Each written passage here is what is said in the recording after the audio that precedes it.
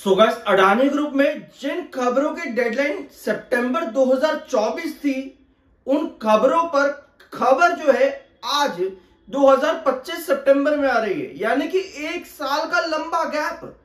अरे भैया, ये हुआ क्या है?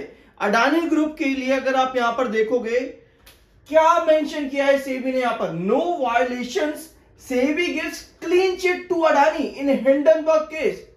भैया, जो रिपोर्ट सेबी कहता था सितंबर 2024 में दे देंगे, यही बात चल रही थी ना। पहले आपके पास जनवरी आया, फिर जून 2024 आया, फिर अप्रैल 2024, फिर आपके पास अगस्त, फिर सितंबर 2024।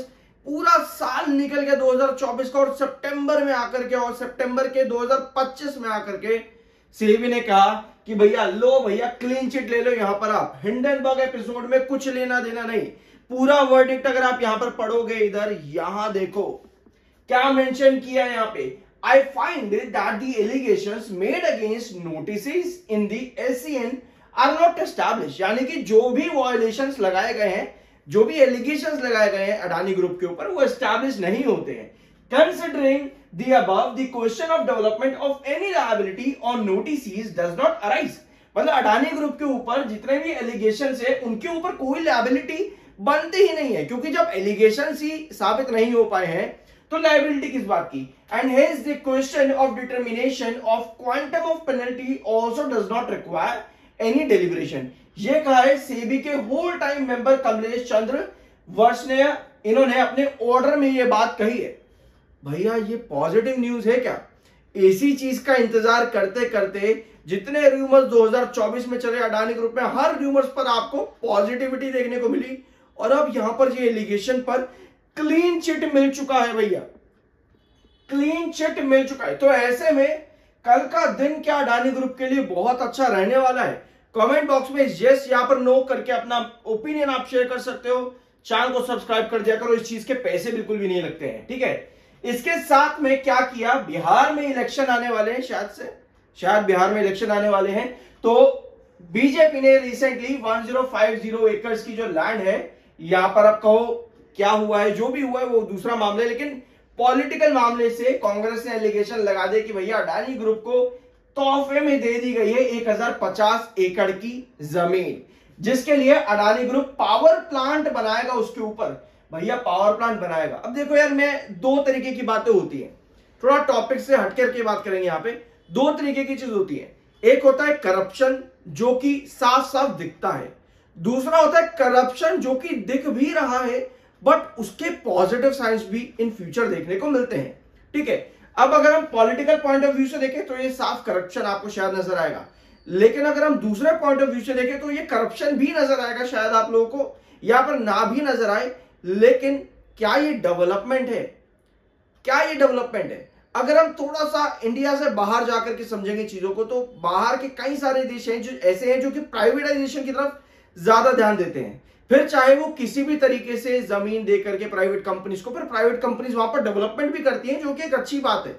देश इसी तरह से विकास करता है। अगर सरकार के पास इतनी कैपेबिलिटीज नहीं है, फॉर एग्जांपल हम कह देते हैं कोई देश है एक्स, उसके सरकार के पास इतनी कैपेबिलिटीज नहीं है, फॉर एग्जांपल हम ले रहे हैं यहाँ पे, ठीक है, तो क्या कहती है कि चलो यार कोई कंपनी हमारे देश की बहुत बढ़िया है, उसको हम इतना जमीन दे देते हैं, वो डेवलपमेंट करके अच्छा काम करेगी वहां पे, ठीक है। तो ये एक तरह से क्या बात हुई, ये पॉजिटिव डेवलपमेंट हुआ। भले ही पॉजिटिव करप्शन भी आप इसको कह सकते हो, बट वो दूसरी बातें हैं। फिलहाल टॉपिक में ही वापस आते हैं, इस पर मैं ज्यादा बातें करना नहीं चाहूंगा। 39.6 का एमएफआई है, 57.5 का आपका आरएसआई है। आज अडानी पावर लिमिटेड ने एक यू टर्न भी लिया है। अगला वीडियो अडानी ग्रुप के किसी भी स्टॉक पर आपको चाहिए होगा, कमेंट बॉक्स में मेंशन कर देना, बहुत जल्द आपको मिल जाएगा आज ही के दिन में। भैया, ये कंडीशन यहां पर देखो, आज वापस से डिप बन रहा था। आपको पता है अगस्त 8 तारीख को हमने ये 3 ट्रेंड्स मार्क किए थे आप लोगों के, ये 3 ट्रेंड्स हमने यहां पर मार्क किए थे।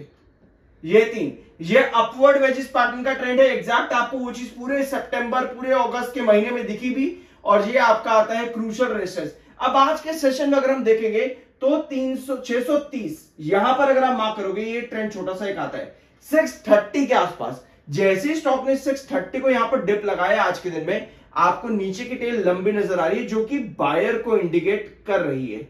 अब भैया, बायर को इंडिकेट कर रही है तो क्या यहां पर बायर आए हैं? ये बायर कल कितना सस्टेन रह सकते हैं। इस न्यूज को पॉजिटिव डायरेक्शन में लेते हैं, तो कल के सेशन के अंदर क्या आपको एक बड़ा मूव देखने को मिल सकता है। आपको याद होगा 2024 में जितने भी रूमर्स आए, इस पूरे से भी क्लीन चिट देगा या फिर हिंडनबर्ग एपिसोड पे जितने भी रूमर्स आए, सब रूमर्स पर अडानी ग्रुप ने गैप अप ओपनिंग करी, पॉजिटिव रूमर्स पर गैप अप ओपनिंग करी। तो कल भी क्या हम एक बार फिर से उम्मीद कर सकते हैं गैप अप ओपनिंग की, जो कि अराउंड 640 के पास हो सकती है और एक बड़ा मूव देखने को मिल सकता है 654 655 के आसपास। यस, हम एक्सपेक्ट कर सकते हैं, अनलेस अनटिल आधी रात को आकर के या फिर कल सुबह ही आपके पास कोई नेगेटिव न्यूज ना आ जाए। अगर इसी तरह से ये न्यूज रहती है जैसी अभी है एज इट इज, तो यस कल पॉसिबल है कि एक गैप अप ओपनिंग देखने को मिले और एक बड़ा मूव भी आता देखने को मिले अराउंड 650 के अबव।